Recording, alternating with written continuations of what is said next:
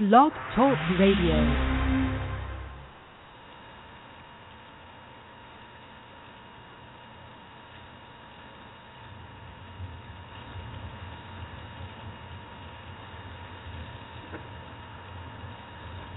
Good afternoon and welcome to the Parenting Aces radio show on Blog Talk Radio's UR Tennis Network. I'm your host, Lisa Stone, and I guess we are having some technical issues with our intro today. I don't know what's going on, but we'll just skip it this week, I suppose.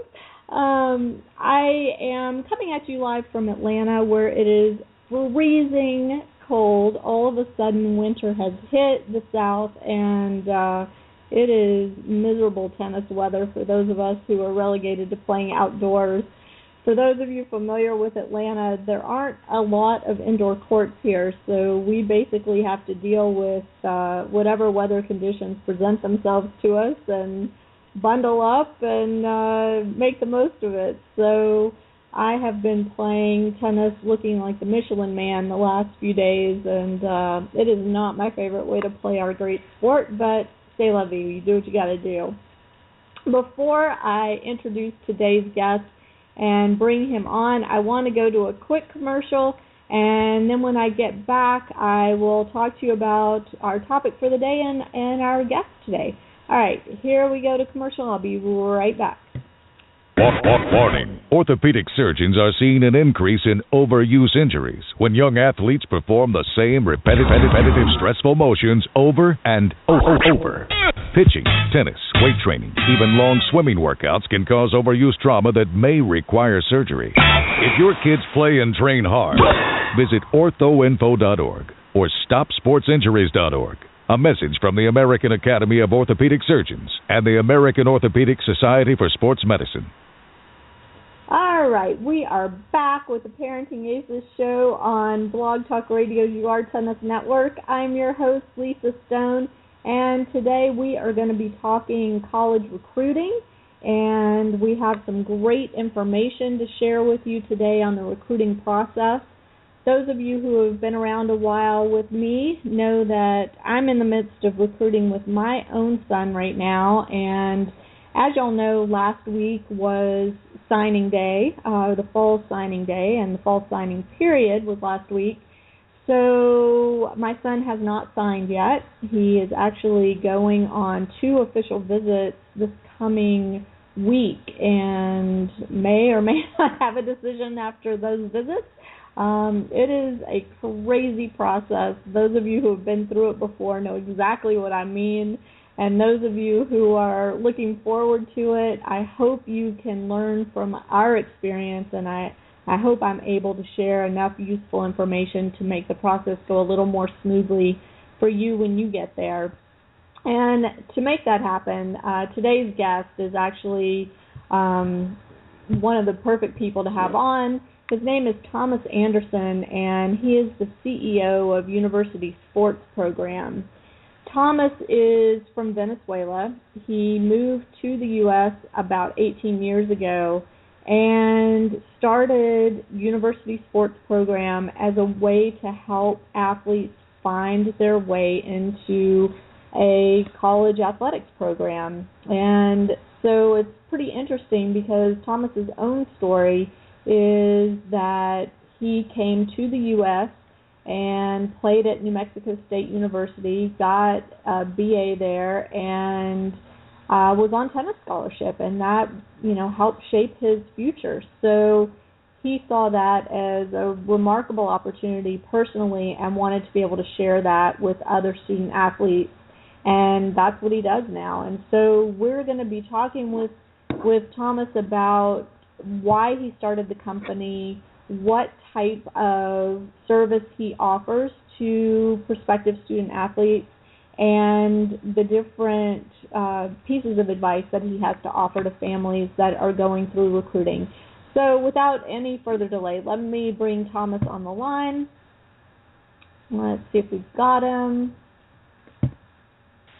Thomas, are you with us? Yes. Hi, Lisa. How are you? Hi, I'm great. Thank you so much for joining us on the air today and talking with us about college recruiting and about the services that you offer and the wisdom that you have gained in the process to share with other parents that are kind of trying to find their way through this process.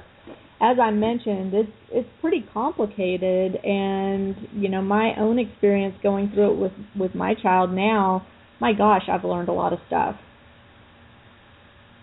Yeah, well, first of all, thanks for having me here. It's a pleasure. And yeah, it's getting more complicated with time. And if you look back when I was recruited, what was it, 1978, 79, I got a letter in the mail with a full scholarship, and the coach never saw me hit one single ball. And I was already getting a full ride. So that's wow. how things have changed. Before, obviously, we had no internet, so communication and information was not as available. So coaches will go by references, by communicating with tennis federations and coaches, and based on that, they'll just go ahead and make you an offer. So that's how I came about going to college. These days, is just a different story. I mean, like anything, if you're going to go and find a job today, it's not the same as before. There's many more applicants, higher demands, less salaries. So for college sports, it's no different. Kids are competing against players not only within the U.S. but outside the U.S. And coaches are being more demanding. They need to have a strong team. They need to make sure they pick the right kid for those gold scholarship packages, because their job is on the line. So it's a different story. Sure. So, I mean, speaking of that, what are the coaches looking for? Well, the first filter coaches are going to look at is match results, tournament results. I mean, there's a lot of good players out there that know how to hit the ball. They're tremendous stars when they're training. But the coaches want to measure how do you perform under pressure. At the end, they need somebody who knows how to win, because that's all they really need is players who will make the team win. So your performance during your junior career playing tournaments at the different levels is going to tell the coach how do you perform under pressure. Do you know how to pull a match when you're down? Do you know how to win against better opponents than you consistently? So they're going to look, number one, at your track record. Look what tournaments you have played, what competition have you played against, and then that will tell them where do you fit within their other team players that they have. They want to look at your potential. They don't have a lot of time to develop players. You could play only 4 years of college tennis, so it's not like they have a 2 or 3 year development plan. They pretty much need you to perform your first year. But if they see a talented kid with not great results, but somebody they feel could be developed in a short term, they're going to be very interested in that type of player. So they want to see your type of game, if it adjusted to college tennis, which in most cases is going to be all hard court. They want to see what kind of doubles player you are. So they look at results, they look at talent. They're going to look at obviously academics is always important. Not only because they want to make sure you're going to get admitted into the school, you're going to go through the clearinghouse or the eligibility center. They also want to see if you could get any kind of academic scholarship. And I think most parents know that athletic scholarships are very limited. There's a limited number of scholarships per division, per gender. So if a coach has a player who's graduating who has only 75% scholarship, that's the only scholarship he's going to have or she's going to have to give out to the next player. So if that player comes in with high academics, with a great ACT or ACT, and the school could put a good academic package, maybe the coach doesn't have to give you any scholarship or little scholarship. So they're looking for good students that they know are going to be doing well while they're playing. Then they need good people, Lisa, good people, because at the end it's a lot of hours they spend together, and as good as your tennis player you could be, if you're going to be a rotten apple on the team with attitudes and discipline problems, that's something that that's a headache a coach doesn't really want. So track record, potential, academic performance, personality. I would say those combine a good mix for a college coach. Right, those are great points. One thing that we have found, and in my son's case, his grades are good, his SATs are good, but they're not stellar. He's not a 4.0 student. But, one thing that has really been a gift for him is the fact that tennis is allowing him to consider colleges that his grades alone would not allow him to consider. And so it's just kind of an added value thing, to have the tennis piece of it so that the grades alone aren't determining where he's going to be able to get in. Yeah. I mean, it's a great value because remember, a regular student will have to go through regular admissions and deal with the admissions department, and they're going to evaluate basically his performance in school. A tennis player or any athlete is not only going to have to go for admissions, but has a coach who is going to be an insider in that university who could influence at some point. You got to be careful with that because you not necessarily because you're an athlete you're going to make a huge change in admissions. There's a lot of schools that admissions does not allow any coach to influence the decision. There's many universities who are allowed to have one exemption or maybe two exemptions every 4 years where they could get somebody in that doesn't fulfill all the requirements. But in most cases, having a coach who you're dealing with go to admissions, check your status, talk to the admissions director, it carries some weight, especially if you're really close. I mean, if it's a close call where they're requiring a specific GPA or an SAT score and you're not there but you're close, it may make a difference if the coach is going to be there. And also depends how bad the coach wants you. If the coach really needs you in the team to make a difference, he could go to his athletic department as athletic director and they could make a push to get you in. So yeah, you're right. It does make a difference as a student athlete versus a regular student. Yes. And so can you talk a little bit about, because you mentioned this before, how recruiting has changed? And, I mean, the NCAA, it seems, comes out with new rules and regulations pretty much every year, and trying to stay on top of all that is incredibly challenging.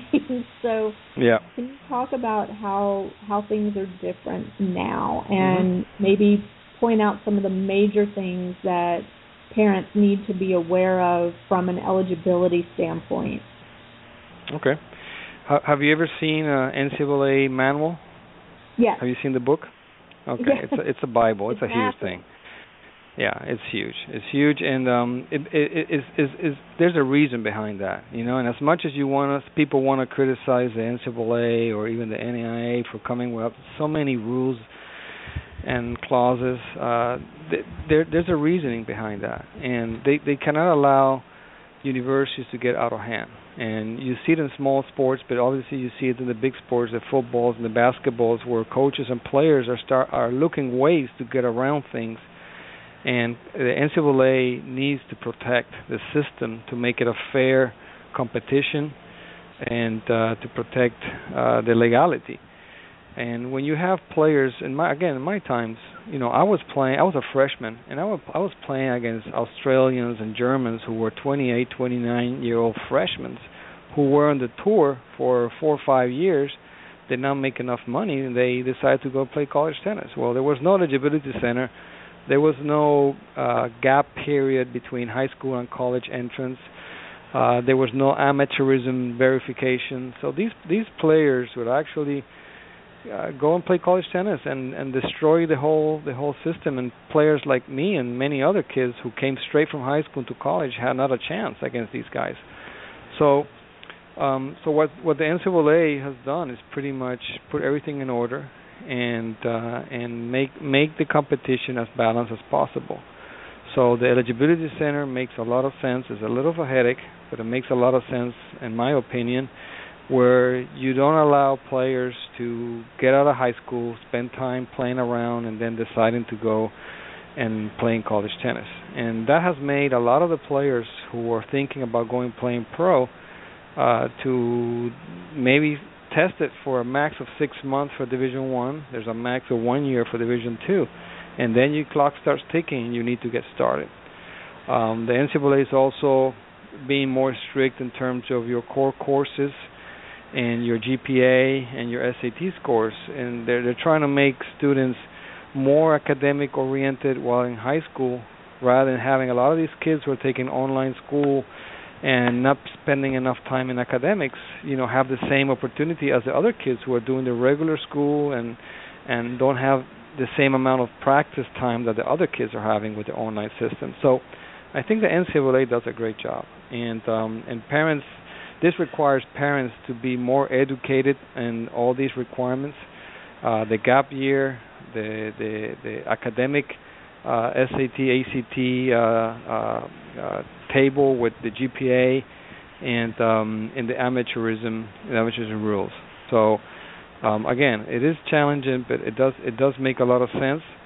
And the competition, I think, needs to be fair among all the schools, and not because the University of Florida or Georgia or Stanford are the big name schools and have huge budgets are going to have a big advantage versus the little schools. So I think it's a great thing when you see Elon University in South Carolina, beat Duke.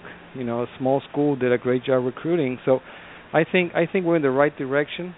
And it just takes more time, like anything, and more education on the parent side to go through the whole process.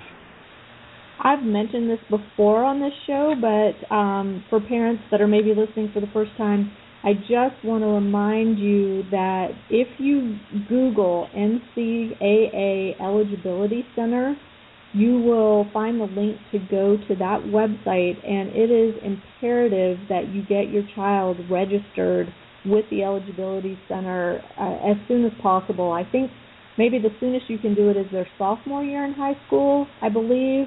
But the earlier you get them registered, the earlier you find out where the gaps are, and the more time you have to make sure your child meets all of the criteria. And it's a pretty well-designed website in terms of giving you a checklist and showing you when they've received your information. I mean, there are things like you have to have your transcript sent, and they have to sign off on your high school courses, and they verify birth date, they verify all sorts of stuff. So, again, if you Google NCAA Eligibility Center, you'll go to that website and get your child registered and start the ball rolling.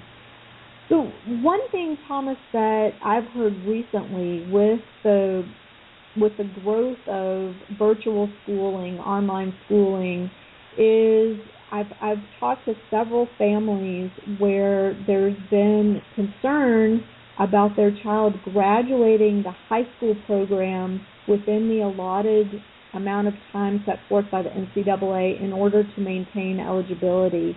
Have you come across that at all with any of the families you've worked with?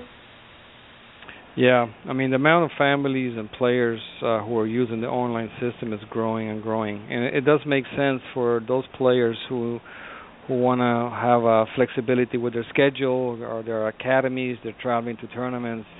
So I think the online system is a great tool.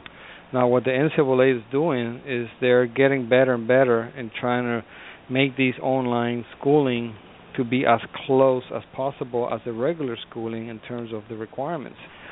So, online schooling, sometimes people think that they could go at their own pace and maybe take less classes and be longer in a high school. That will give more time to play, and they're wrong.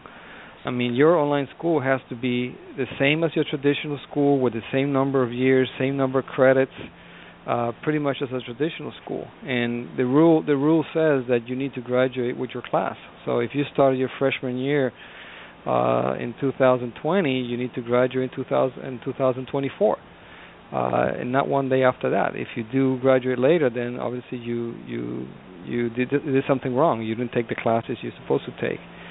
So they're verifying all the online school, and I'm in favor of the online school. You just gotta be careful which online school you are affiliating with, and you got to make sure they are NCAA compliant, and that you have an advisor that will make sure you're taking your core courses throughout your junior and senior year, and that you're getting the GPA, which are only calculated through the core courses in terms of getting certified by the NCAA. So again, I think the online school is a good advice for players who want to have that time, but at the same time you have to, from the beginning, because if you're already a senior and you want to start reviewing, if you have fulfilled all the core courses, you may be too late. So if a parent who's listening to this show has a kid who's a freshman and is thinking about online school, make sure you incorporate those questions to the online school regarding NCAA compliance and taking the core courses on the right time. And then I think it's a very good thing. Am I correct? Does a student have 4 years, and isn't it till the August, so after their class graduates, that they have to graduate with the online school? Is that correct? Like if you start in the fall of let's say 2015, you have till August of 2019 to graduate? Right. You have the 4 years to graduate, and then you have the gap period between your graduation and your start of college. But you have the 4 years period like any high school. Right. Okay. We have a caller on the line. I'm going to just bring them on. It's from area code 787-790. Caller, are you there? Period like any high school. That's me. Okay. Hi. Who am I speaking with? Hi, this is Mrs. Lorelai Blanco calling from Puerto Rico. Hi, how are you? Thanks for being Fine, on. and you? And you have a child who has worked with Thomas? Let me lower down my computer because I cannot hear you very well. Okay. Hold on 1 minute. Because I'm listening to two voices. Okay, I am a client of Mr. Thomas Anderson. We hire my husband and I hire Thomas Anderson, the USPA recruiting. We are extremely happy of the job he did for our daughter. She's a tennis player. And we just want to let you know our experience if you want me to ask me some questions regarding his work and how we did it. Sure. So your daughter's in college now, or she's getting ready? No, to she's a senior, and she was accepted at University of New York at Buffalo, starting this August of 2015. Fantastic! Congratulations. Yes, we're extremely happy, and thanks to Anderson and his crew, we were able to, put everything together, and she was able to do the visit to the university. And when she saw the university, that Anderson was all the time telling Chantal, I think this is the university, you will be having it. Of course, he got us other alternatives, but he was always concerned of what my daughter wanted, but also her character and personality and way of playing her tennis. And he mentioned, I think this university will be wonderful for you. So that she was able to do the official visit, and immediately she got there and met with the coach. She said, this is it. We called immediately Anderson and said, Tomas, you nailed it. It was great. No, really, because it was, we have several months of, anxiety and too many universities and it happens as usual. They all want you, and then all of a sudden they disappear. Then they come back again a month later. They still want you. New ones come in. The ones we want, they just don't return your calls. Then, it's like an up and down, like a roller coaster. They want you today, then the next day they still do, then they forget about you, then they come back. You know what I mean? It's kind of an anxiety. Yeah, my son just... So, but Buffalo and 3 others were behind Chantal for a long time, and finally we were able to just go there. And my husband was the one who accompanied my daughter. And he was very surprised on all that the university was able to offer to my daughter. And she said, this is it, Mom. It has what I'm looking for. Because my daughter has other visits to other universities, and although she likes them, but she was like, "Oh, Mom, but this is not exactly what I want." So also the athlete also wants some opinion on what she would like to study. It's not on the university. She also wants to put some of his choices in it. Right. Yeah. Lisa, so if I want to interrupt here, hi Lorelei, Howard. Good hi, thing you Thomas. called. This case is a great example, I think, for anybody who's listening, because you got a girl here, Chantal, who's a very nice player, a great character, and a girl who had a dream from the beginning. She's all the way down in Puerto Rico. She built her own idea of the type of school she wants to go, and we started working based on that. And it was a great educational experience for the parents, and always for myself.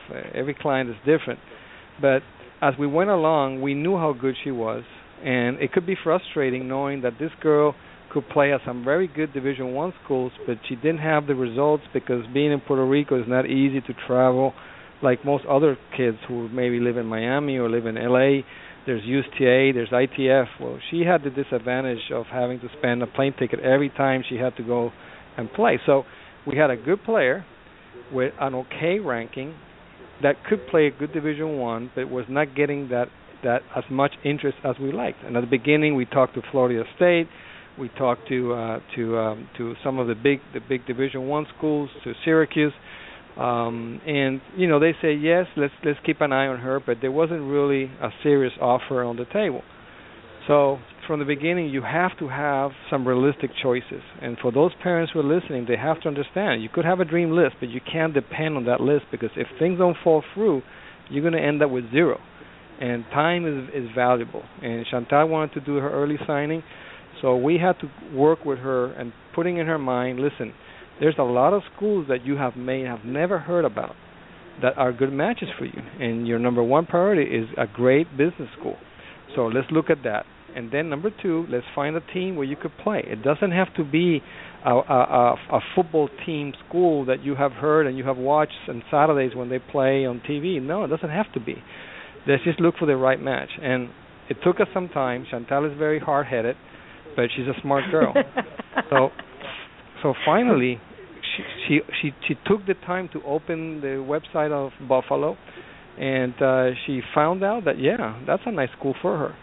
And so we got her to the visit, and right away, that was a perfect match for her academics, and the coach loved her because a player like her, anybody would love. So it worked out well at the end, but it could be dangerous for a lot of kids and parents who are dreaming of going to Ivy Leagues or dreaming to go to the UCLA and the Alabamas, and they don't have the skills. I mean, they don't have the records, they don't have the academics, and then all this time has passed and they're back to zero. So I think she was a great experience, and it was a great ending of this story, and I think she's going to do a wonderful job in Buffalo. That's fantastic. Well, congratulations, and best of luck to Chantal next year. That's exciting. Yeah, thank you very much. Thanks for calling in. Okay. Bye, Florida. Take care. Bye. So, Thomas, one of the other services that your company offers is you host showcases for kids to come and play in front of the coaches. Can you describe what that process is and talk about why you think it's an important piece of the recruiting puzzle? Okay, so how going back to how do coaches recruit? I mean, coaches are on the computer more than ever, looking at the results in the tournaments. That saves them money in the budget. They don't have to travel. They go to ITF.com or ITFjuniors.com, and they look at the tournaments. They look at which players, and then they start researching how to contact that player. They even go to YouTube and look at videos. They go to Tennis Recruiting, look at the 5 stars, the blue chippers, the 4 stars. So there's a lot of tools that coaches could recruit from, not even moving one foot out of their office. Now, the other way they recruit is they go to tournaments, and they pick the best tournaments where they know the best players will attend.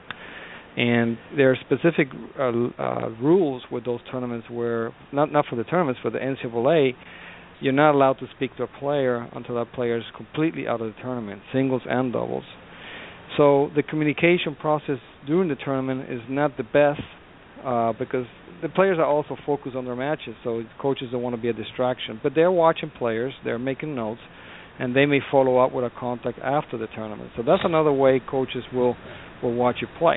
Now, what happens with the good players that for some reason cannot play these tournaments, or for some reason don't have a ranking, they can't get in or can't travel? How do you get in front of the college coach?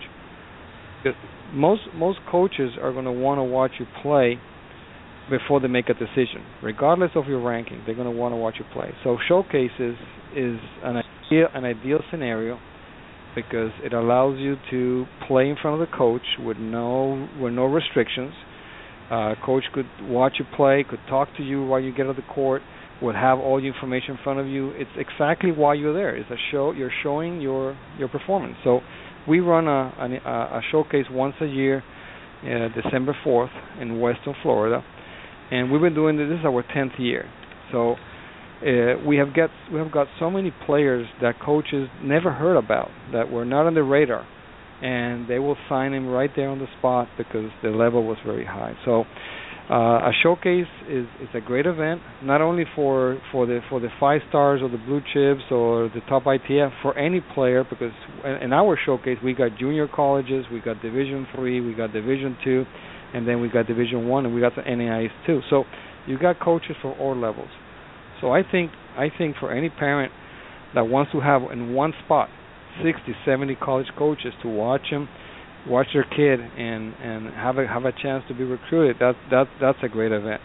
It's also a great event for you to learn and see where your kid is, because you're going to be playing against other kids looking to go to college. And if no coach, out of 60 coaches, if no coach approaches you or calls you after, well, that is a message. Okay, so now you know, maybe I'm not ready. Maybe I need to look at different types of school. So I think everybody gets out of the showcase with the learning experience. That's a great point that you made, that last point. I also want to mention, and I've written about this on ParentingAces.com, that the ITA hosts a showcase during its coaches convention, and I actually took my son to that last year in his junior year of high school, and it was exactly what you described. I mean, in terms of the value that he got out of being there, and for me too as the parent, to really see where he stood against the kids that he's competing with for these college spots. And not only are you competing with them for the positions on the team, but these are also the same kids you're going to be playing against in college. You know, if you're not on the same team with them, you're likely to meet them across the net. So it's a very valuable opportunity for families that have the ability to do that. We have another caller on the line, Thomas. I'm going to just see if he has a question. It's area code 678-308. Caller, are you there? 678-308. Did you have a question? Okay, maybe they're just listening in. If you do have a question, caller, please hang up and call back, and I'll pull you back on the line. Otherwise, I'm going to just leave you to listen. So Thomas, let's talk a little bit more about these showcases. One of the valuable aspects of it that you mentioned is the ability of the coach and the player to interact while the showcase is going on, unlike at tournaments.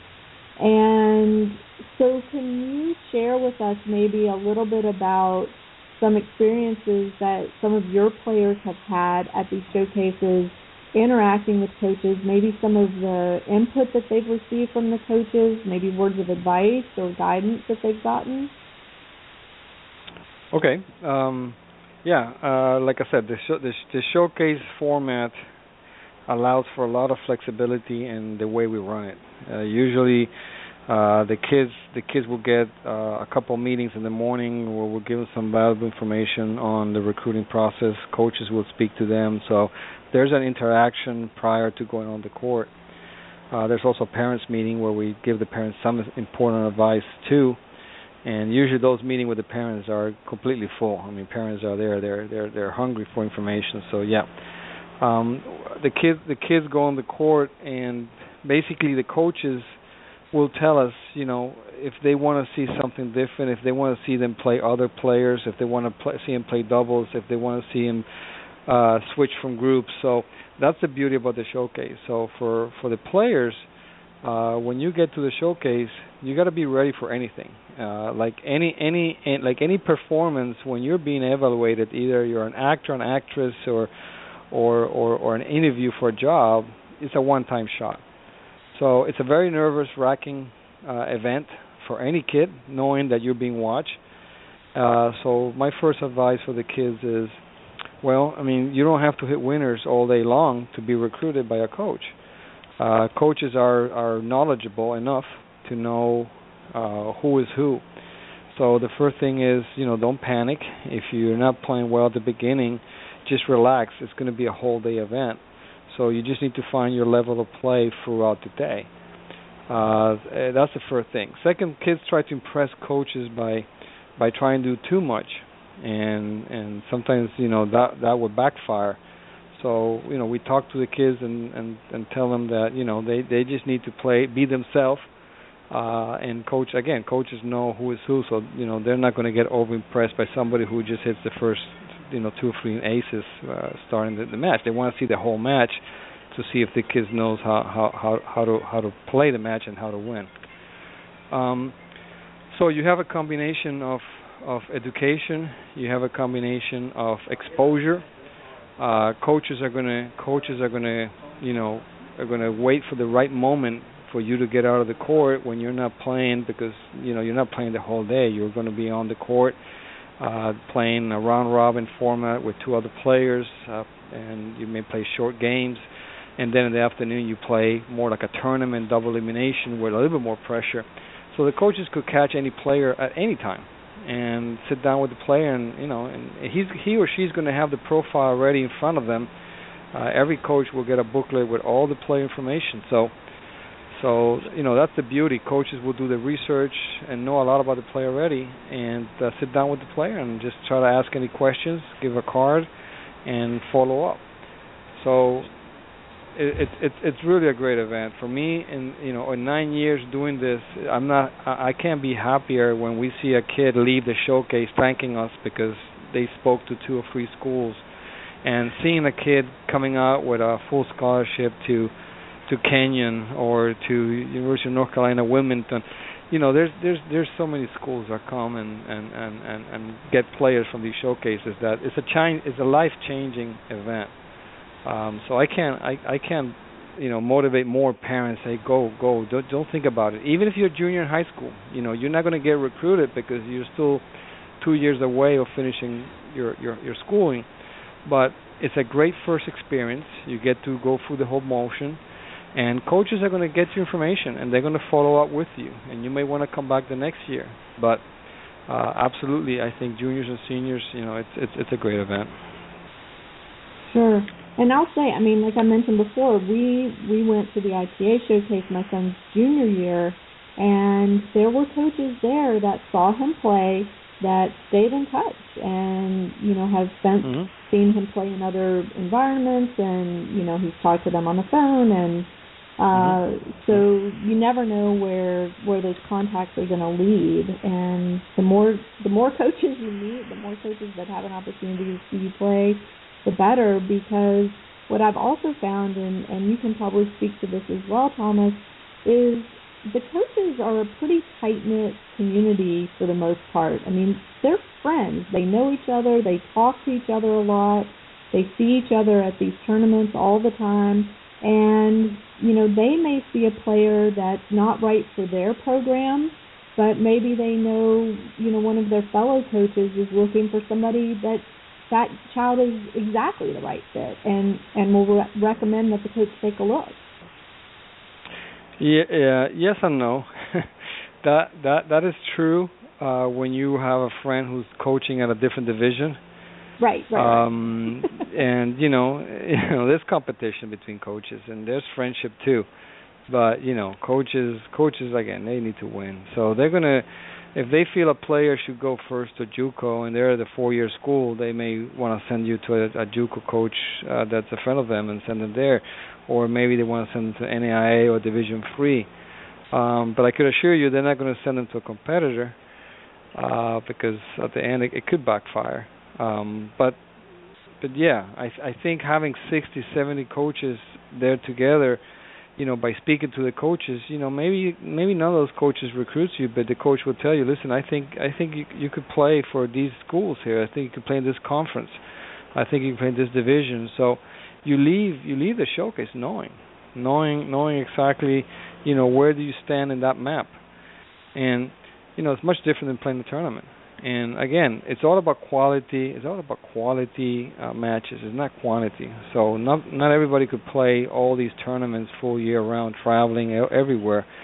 But it does take one good match to impress a coach. So if you're a player coming out of maybe Wisconsin or Pennsylvania, and you're not like the players in Florida who has competition year round at a high level, or California or Texas, but you come here and you get a kid from Florida who is ranked 6th in the 16s or in the 18s, and you beat that kid in the showcase and you prove that you're better, right there, that's a quality showcase for you. And coaches are going to pay attention. And you also have a lot of international kids that are coming from all over the world. So it's the only international, it's the biggest, I would say, it's the biggest international showcase in the world, just because the Orange Bowl is the day after, the Eddie Hur is the same week. So you got players from all over the world. You got college coaches who are here anyway for those tournaments. So I think it's the mecca of the showcases. That's fantastic. One of the things that you mentioned before too has to do with the scholarships, and I just wanted to ask you to clarify about that. Scholarships, unless the individual player and coach agree otherwise, scholarships are only good for 1 year, correct? They're renewable each year? Yep. So it's really important, I think, that families understand that just because a coach offers your child a scholarship to come in doesn't mean that scholarship's necessarily going to be there in year 2, 3, and 4, unless you as a family sit down and negotiate with the coach, with the athletic department at the university for a longer-term scholarship agreement. And I do know families that are doing that now. It's not common. It does exist, the long-term agreements, and I have seen many of those throughout the years. But for a coach to do that, he has to be very sure that this is the right fit for the school. Because one thing is what you have seen in tournament results and kind of perceive from the family and interviewing the kid. Another thing is when that kid gets to your school, will he adjust to the changes? Will he adjust to the team? Is his talent level going to continue to improve? Is he going to do well in class? So there's a lot of questions that you're not going to really know the answers until the kid is there. So why commit for 4 years to somebody that you're going to be stuck for 4 years with a scholarship that you cannot use with anybody else unless that kid resigns to that scholarship? And right. we have had a kid who did a long-term commitment, and after his first year, and this kid was highly ITF ranked, but for some reason his first year was a disaster, and the coach had committed for 4 years. So the coach had to convince the family to resign to the scholarship, and the only way that he was able to do that is that he himself found him a different school that was good enough for this kid. So the family accepted to make the switch. But if the family really didn't want to sign any cancellation, that kid could have stayed there for 4 years with the scholarship, even if he didn't play on the team. So it's mostly a 1 year. Sorry? It's a risk to sign the long term. Yeah, so that's why coaches are going to go for a 1 year deal. And most coaches, they're going to honor that scholarship throughout your 4 years if you are putting in the effort and you're bringing in decent results. Even if you were planning on playing number 3 on the team or number 4, and now you're playing number 6, it may be a little disappointing to the coach that you're not playing as he expected, but you're working hard, you come to practice, you're doing everything you're supposed to do. It's very rare for a coach to really take away scholarships on that case. And there's an appeal committee. If a player is reduced his scholarship, he could go to the committee and make an appeal. And I have seen many of those decisions be turned around. So it's a 1 year, but it's pretty much going to be for 4 years if the kid does what he's supposed to do. Right. So when is the ideal time to start this whole recruiting process? Is there a point at which it's too early, and is there a point at which it's too late? Yeah. Well, I mean, one of the biggest things when we make presentations, and we just got back from Tampa making a presentation at the Gildemeister Academy to all the parents, and you're surprised how many parents in the U.S., because you understand when somebody's from outside the U.S., you don't know the system, you don't have the language, you just away.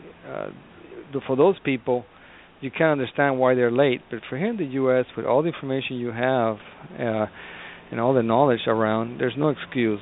Planning is the number one thing, and that's what I emphasize. You have to plan ahead.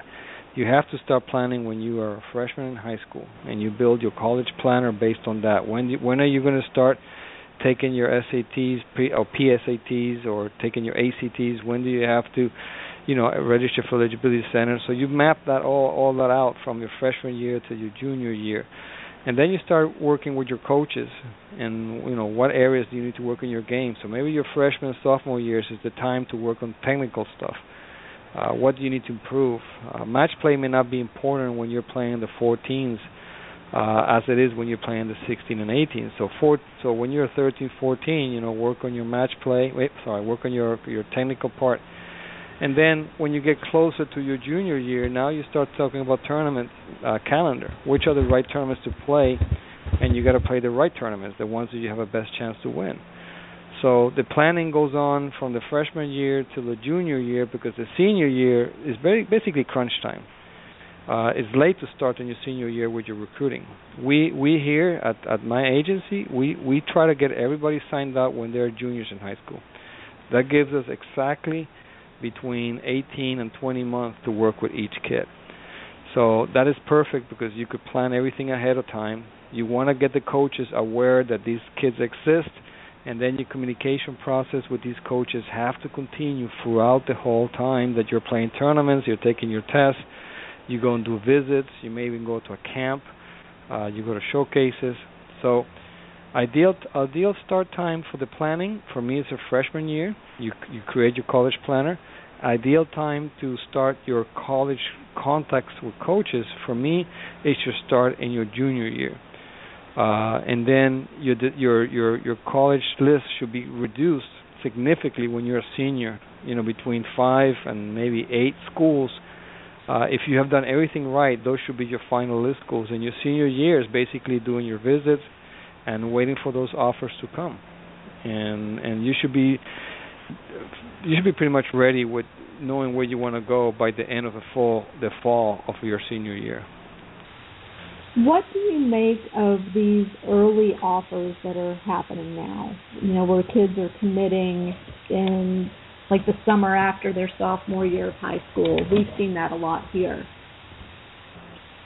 Well, that's a verbal commitment. I mean, that is not binding. It's just a verbal commitment. I mean, a coach will only do that if you're really a blue chip player. And it only works if this is your dream school. If I want to go to Harvard, and Harvard is giving me a verbal commitment, well, I mean, why not? But it kind of limits you to other options throughout the years. I don't recommend it. I think it's good to establish a relationship, but there's too many good schools out there that you want to commit so early. Now, you could verbally say yes, but you could change your mind at any time. The same thing, the coach could do it, and we have seen many of that happening. But I would say, you want to do your verbal commitment when you have done enough research, you have done enough contacts, you have done your visits, and you compare your schools based on academics, location, size, tennis level, financial. Then, if you're sure 100% that that's your number one ranked school, then you could commit. Why not? Well, part of the problem is that you're not allowed to take an official visit until your senior year and until after you have an SAT or an ACT score on file with the NCAA.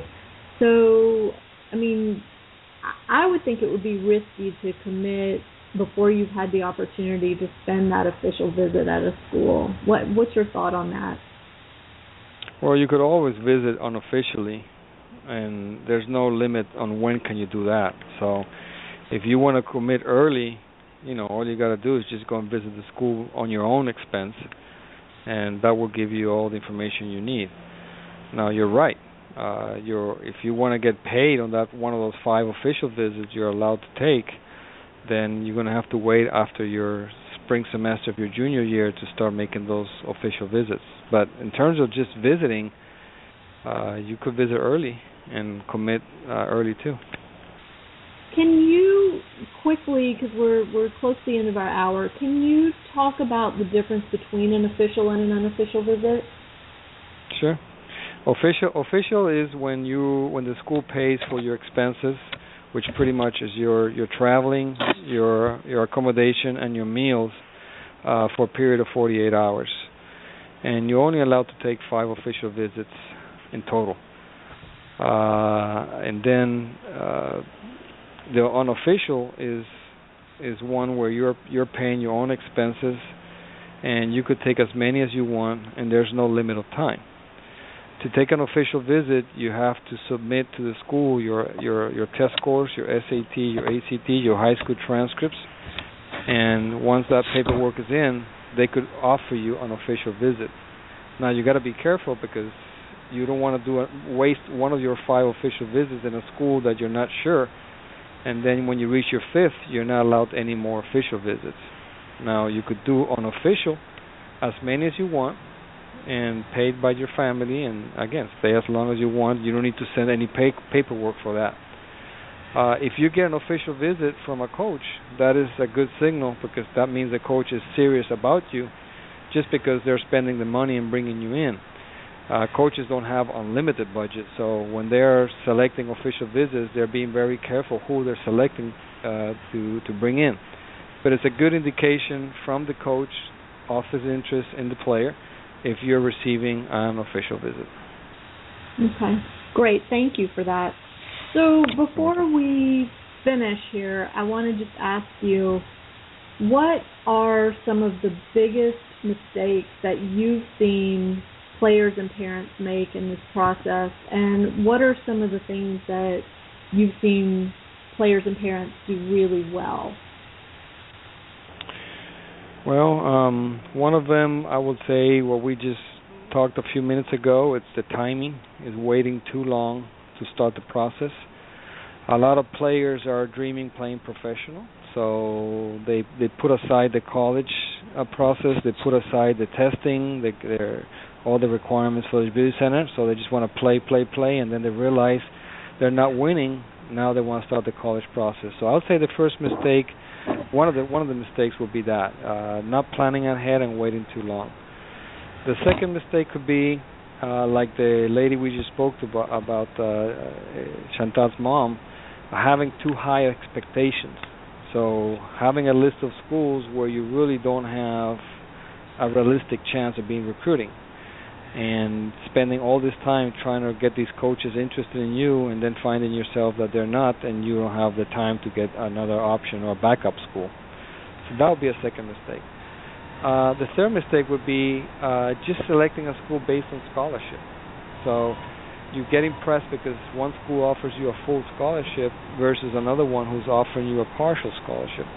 But the partial scholarship school may be the best fit for you based on academics, based on other criteria, location. It's probably even a better team for you, knowing that you're going to have better players on the team. So going just because you're getting the full ride, it should not be the number one criteria.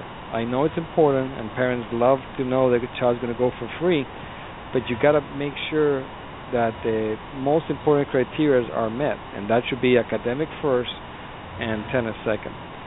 So that would be another mistake. Let's see. Another mistake, would be probably trying to go to a team that has a big name. So you could say I'm going to be playing for Auburn University, or I'm going to be playing for the University of Florida, and you're playing number 10 or number 12 on that team.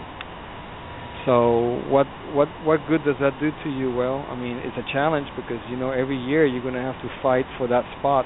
Only the top 6 players get to play the matches, and probably the top 7 or 8 get the chance to travel. So you being number 12, number 11, number 10, it's going to be nice to have the Florida T-shirt on and everything else, but you're not going to get match play. Right. Yeah, you're not going to get match play. You're not going to get to represent the university when it counts. So I always tell my kids, let's look for schools where you're going to be at least number 5, number 6, maybe number 4. You have 3 or 4 players better than you. They're going to push you, but you're close to securing a spot on the main roster. So that could be another mistake. One thing I wanted to mention in conjunction with that too, which we found out in the midst of going through all of this, is that kid that's number 9, 10, 11 on the squad. Not only are they not playing and probably not traveling with the team, their practices may look very different from the kids that are in the top 8. Mm-hmm. Yeah. I mean, they may get way fewer private sessions with the coach, less time in the gym, less time with the nutrition person. I mean, it's a different experience when you're not among the top kids on the squad. Yeah, and that's why coaches are slowly moving away from the large teams. I think they're trying to stay within 10 players at most. That way they know they have backups in case somebody gets injured. But having a large team, there's teams that have 14, 16 players. It just gets the practices get very, very, very large, very disorganized, and you can't pay the same attention, like you're saying, to all the kids. There's another thing I want to mention real quick is, the Tennis on Campus program from the USTA. It's a wonderful program. I think it's a great idea what they came up with, because it allows kids who maybe don't have the level to play college tennis but are very good students and don't want to sacrifice academics. They could still go to a big school and be part of a collegiate experience. It's not going to be the same in terms of the size of the program, but they could play for the team. They'll have practices. There's conference, there's regional, there's nationals. So I think that's a great option for a lot of kids who want to continue playing tennis without wanting to sacrifice the academics. And it's co-ed. And it's co-ed, yes. Which, from a social perspective, is great. For a kid that's looking to continue playing, but like you said, either doesn't have the level or really, may decide they don't want to make the commitment to play at the varsity level. Absolutely. So, any last words of wisdom? Why don't you give us your website and contact information in case my listeners would like to reach out? Our website is universitysports.com. That's our main website.